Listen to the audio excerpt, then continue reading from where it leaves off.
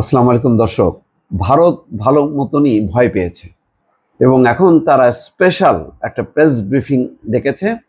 সেখানে বিক্রম মিস্ত্রি, ভারতের পররাষ্ট্র সচিব, বলছেন ভারত উত্তেজনা চায় না, পাকিস্তানের জবাব দিয়েছে, অর্থাৎ পাকিস্তানের জবাব দিয়েছে, এখন আর উত্তেজনা চায় না। এবং এই যে চায় না, এর মানে প্রতিফলন ঘটেছে। মার্কিন পররাষ্ট্রমন্ত্রী মার্কো রুবিওকে দিয়ে তারা ফোন করিয়েছে পাকিস্তানের সেনাপ্রধান, যিনি আসল আসিম মুনির, অর্থাৎ বলছেন যে পাকিস্তানের প্রধানমন্ত্রী বা পররাষ্ট্রমন্ত্রী ইসাকদার এদের সাথে কথা বলে লাভ নেই, তুমি সরাসরি পাকিস্তানের সেনা প্রধানকে ঠেকাও।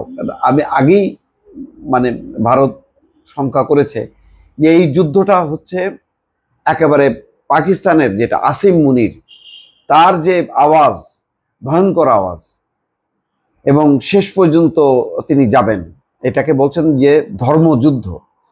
সুতরাং ভারত বুঝতে পারছে যে যদি আসিম মুনিরকে সামলানো যায় তাহলে তারা রক্ষা। মোট কথা এক ধরনের আত্মসমর্পণ। ভারত ভয় পেয়ে আত্মসমর্পণ করেছে। এখন তারা বলছে যে তারা আর উত্তেজনা চায় না, তার মানে তারা যুদ্ধ চায় না। বিশেষ ব্রিফিংয়ে ভারত জানিয়েছে তারা উত্তেজনা চায় না, শুধু পাকিস্তানের হামলার জবাব দিয়েছে।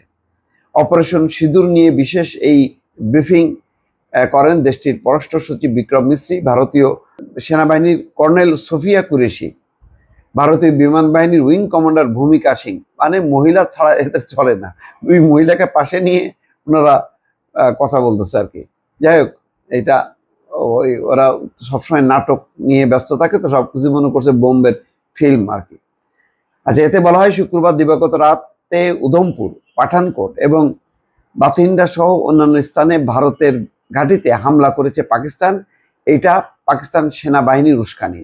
পাকিস্তান ভয়ঙ্কর ঘটনা ঘটেছে দর্শক। এখন আস্তে আস্তে প্রকাশ হচ্ছে ভারতের S-400, খুবই আধুনিক সোভিয়েত নির্মিত, যেটা $1.5 বিলিয়ন মার্কিন ডলার, সেই ক্ষেপণাস্ত্র আকাশ প্রতিরক্ষা ব্যবস্থার সেটি ধ্বংস করে দিয়েছে পাকিস্তান।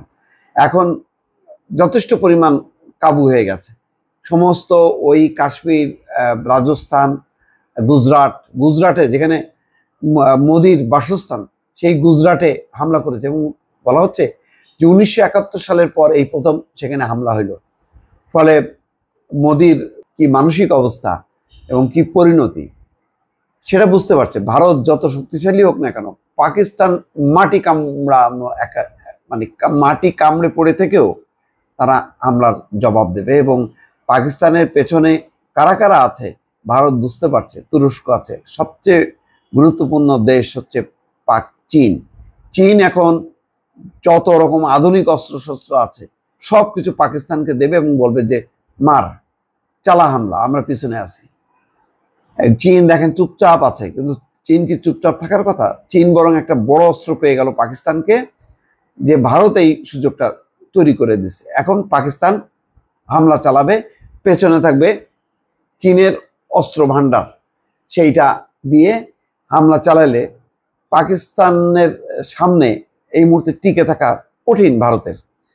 যাক, বিক্রম মিস্ত্রি বলছেন ভারত পরিমাপ অনুযায়ী ব্যবস্থা নিয়েছে। ভারতের সচিব আরো বলেন ভারত কোনো রকম উত্তেজনা চায় না, পাকিস্তানের হামলার জবাব দিয়েছে শুধু।